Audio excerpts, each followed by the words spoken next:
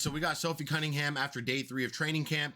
Let's go ahead and let's get into the interview. I like what I see so far from Sophie. She's already pretty much displaying that leadership role, which she's going to need to do on this Indiana Fever team. So let's get into it.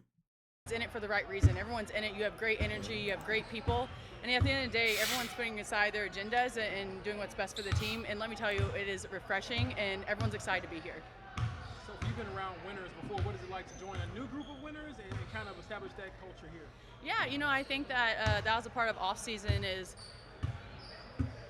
well, one of the winners just missed and now it's up here, but no, I just think that's what they were doing in the off season. They were trying to get winners, people who know how to compete, people who want to win, and put that together with experience, people who have championships. And so when you have that type of combination, and us kind of young bucks, I'm kind of a tweener, and then you have the vets, you're just trying to be a sponge, you're trying to learn, you're trying to be good now, but at the end of the day, you're trying to be the best when it's preseason, right? And so that's why you have those vets, is so you can learn from them. They've been around the game for a really long time, and that's kind of the refreshing part about being on this team, is that everybody wants to learn, and so everyone's dialed in. After you learned that you're integrated here and then to see all the free agent pickups already established before, kind of like you talked about, Yeah. does that excite you about the potential of this team? Oh my gosh. I'm not going to put any poster board material up there, but I do think that everyone knows that we have something special here. I think a lot of teams have a lot of teams that are special, a lot of rosters that are special, but can you put it together? Can you put aside your agendas? Can you come into work every single day when you're tired, when you're sore, and still get something done and stack the days? And that's what we're doing. Today was tough, you know what I mean? Like, we've been going for a long time. They haven't been, this is not an easy training camp, I'll tell you that, but I think we're going to be better for it, and I think if you ask anyone, everyone kind of just feels that nice energy. So I like to hear that from Sophie Cunningham. This has not been an easy training camp, and this is coming from a girl who's been through Phoenix Mercury training camps with Diana Taurasi, you know what I mean? With an organization that is one of the top 5 teams in the league. I don't know about this year, but they have been, right? And for her to say that, being an organization like that, that means that the Indiana Fever are not playing games. That means that this team and Coach Stephanie White and the trainers and coaching staff, they're putting them through good stuff. And that means everybody's out there competing, which I just showed you guys that clip where Sophie Cunningham was being a leader and pretty much letting the rookies know, and the training camp contract girls, Jaylene and the other girl, pretty much letting them know, let's go fast. Let's play fast versus them. We need to be faster than them over there being the starters. We got to push them. And I love that for Sophie. So I'm glad to hear that. We need to know that the girls are going hard, which I'm sure they are. And like I said, they play basketball in 2 days, 2 or 3 days, live action. So the season's here. They're rolling. So are other teams. But for Sophie to say that, being the veteran she is, being through different training camps, I like to hear that. That means they're putting in some good work. Not easy. What stands out that makes it so difficult? Oh my gosh, I'm on year 7, and I did not believe people when they're like, hey, when you get old, you're going to know. Boy, I think I'm starting to get old, and I hate saying that. But no, it's just, we play fast, right? We're going to be quick. We're a run and gun. We're a shooting team. But with that, you got to get your cardio up. With that, you have to play fast but play smart. And so there's a fine line between that, and we're all trying to get that. There's a lot of people here, a lot of different rotations. A lot of people that you haven't played with before, so you have to know where they want the ball, when they want it, their rhythm, their style of play. And so a lot of people are learning, but it's fun, right? Everyone's excited to be here. Everyone's working hard.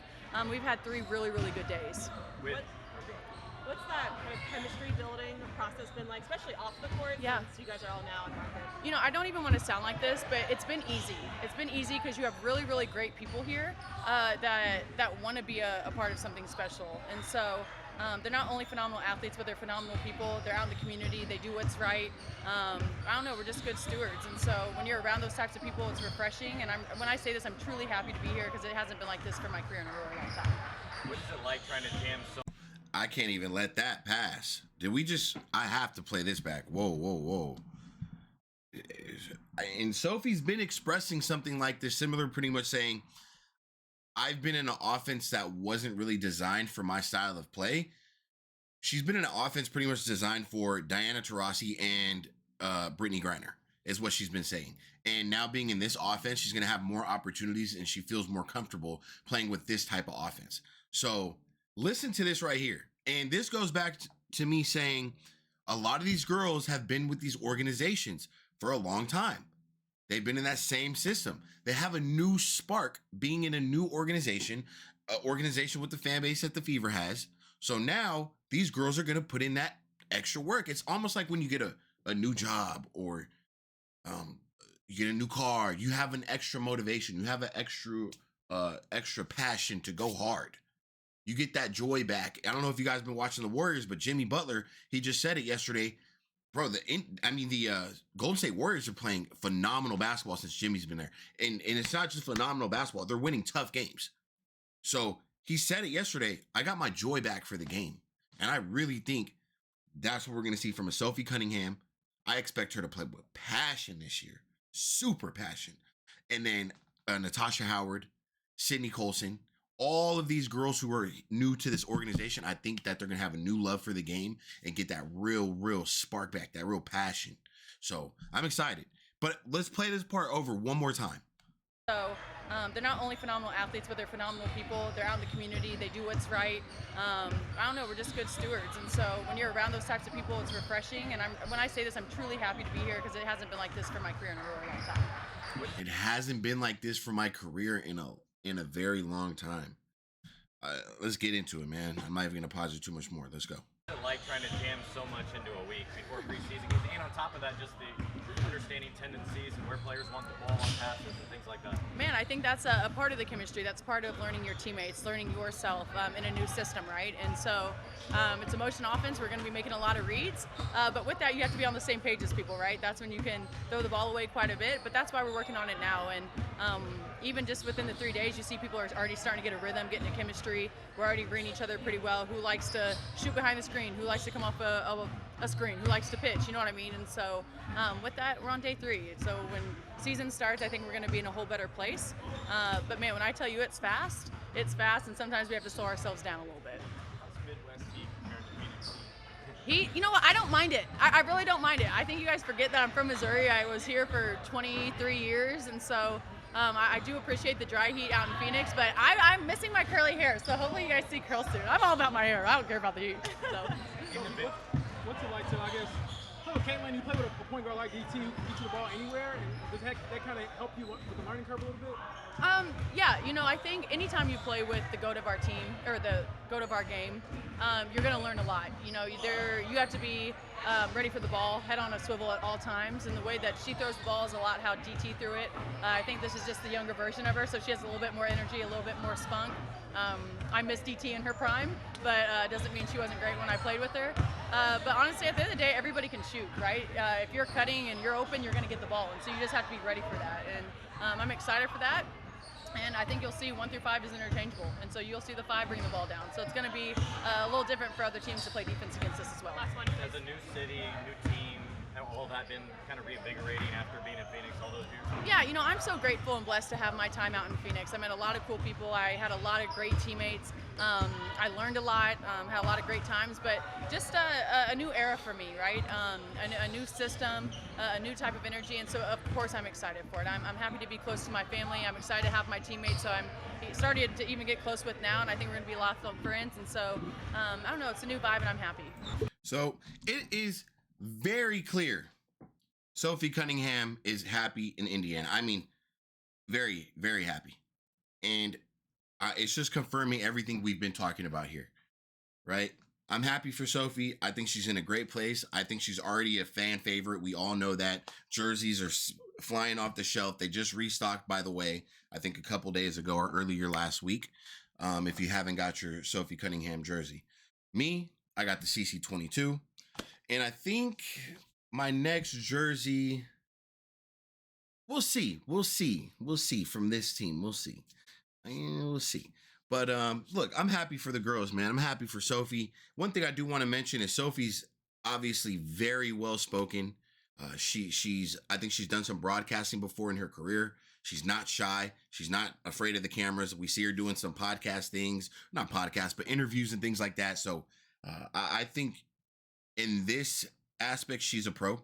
She's going to carry herself as a pro.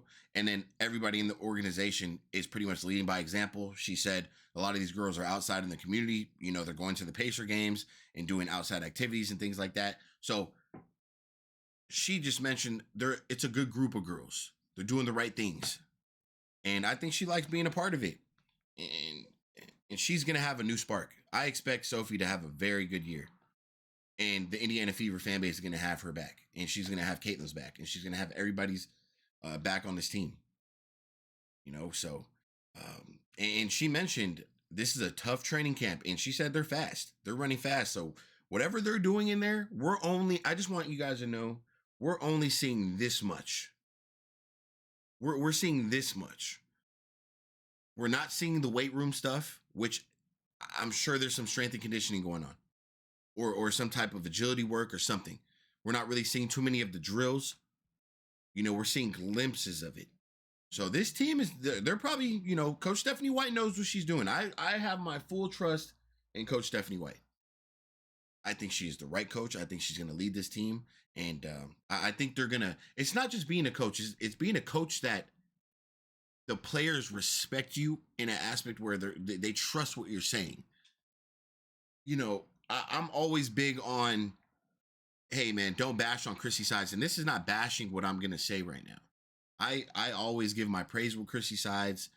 I think she had a decent year last year. I mean, they went from 11 games to what they won 17, 18, some amount, whatever amount of games they won, right? They got in the playoffs. And I know Caitlin Clark had a huge part to do with that.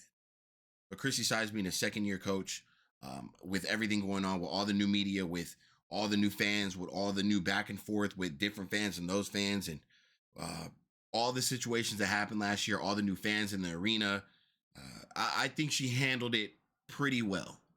Obviously, Chrissy Sides, she's seeing her name everywhere. I'm going to be honest, this fan base is tough. They're tough. The Indiana Fever fan base is tough, and they're going to let you know. And I'll give her my props for just at least handling it, putting her face in front of the media, doing interviews even when it was tough, when they were losing. I give her 100% respect. I hope she does well. I hope she lands a coaching job somewhere. And, you know, I got nothing but love for her. But moving forward, what I'm going to say is this. I don't personally think Chrissy Sides had authority when she spoke. I don't really think she... I saw too many times last year with players where Chrissy Sides would say something and they'd kind of not brush it off, but not really agree with the situation. And then I also think she doubted herself with situations. And also, she wasn't sticking up for the team as much as she should. But I will say this, Chrissy Sides had energy on the sideline. You can't go to one game and not see energy from her, right? So she was great in that aspect. But let me get to Coach Stephanie White. Coach Stephanie White, these girls... When Coach Stephanie White's talking, I feel like there's not only respect coming from the girls, I feel like they're listening and they want to listen and they trust in what she's saying. They trust in her system. They trust in her schemes. They trust in everything she's saying as a coach. I really feel like they have a real leader. Last year, they had a leader. I don't even know if I could say leader, but yeah. No, they had a leader last year, man. They had a leader. But something's different with Coach Stephanie White. She's a respectable coach, and she's demanding excellence. She has a high work ethic. It looks like she has a high work ethic when it comes to just the details. Just the details. Everything I've seen. Like I said, I can't say too much because we've seen this much. We've seen glimpses. So that's really what I got, man. I'm catch you guys on the next video. Shout out to Sophie Cunningham. Like I said, this is going to be a fan favorite this year, and I expect big things from her. I expect big minutes, big plays, big defensive plays, big threes to be hit, getting the crowd going. I expect a couple, getting some girls' faces. I expect that. I expect it this year. I expect her to be the one to pull Caitlin away when things go left with the refs and stuff like that, when she starts getting her ways. Look, that's just passion for the game from Caitlin. I expect Sophie to be one of those girls to pull her apart, especially Dewana Bonner as well, and Sydney Colson. So that's what I got for you guys. I'm going to catch you guys on the next video. Hit that like button, and I'm out.